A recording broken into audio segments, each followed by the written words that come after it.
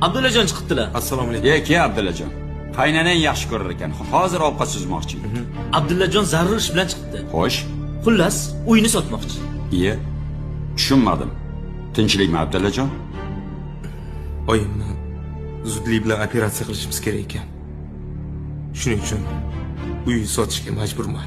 Uyingni sotsang birinchi qo'shningga ayt degan gap bor. Bo'ldi qo'shni. O'zimiz olamiz. Voy, uyni biz tashlab 2 qavatli quramiz-a?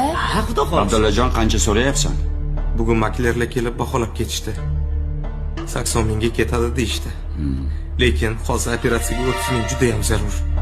Qo'shni, 30 ming bo'lsa hozir sanayman, dada. O'zimiz olamiz. Qani boy? Puling bormi? Ada, pullar ko'pi bormi? Bor. Qani 30 ming olib chiqchi. Hozir, yur onasi. Mana qo'shni. Xohlasangiz sanab oling. Lekin ertaga albatta Natashga borishimiz kerak. Abdulla. Pulni ol. Oling, oling. Topganingni berarsan. Dada? Bermasang ham mayli. Dada? Vaqt ketkazma. Tur o'g'lim. Tur. Bor onangni davola. Dada, bu nima deganingiz? O'chir ovozingni. Tur Abdulla.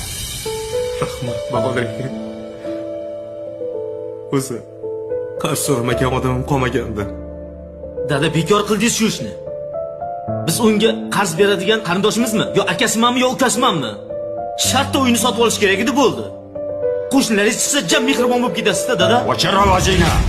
Boyvachcha, onang olamdan o'tganda birinchi bo'lib bel bog'lab yonimda turgan yigit shu edi. Xotiningni dardi tutganda sen safarda eding.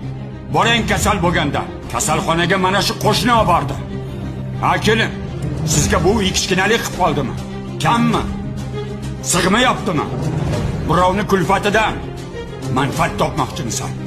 Jon qo'shning o'lim bilan olishib yotdi. Biror marta bir kosa ovqat olib chiqdilaringmi? Hol so'rab chiqdingmi? Eskilar bekorga aytmagan. Qo'shning yaxshi bo'lsa, uni menga sot deyishgan. Nima? Otni o'limi, itni bayramimi?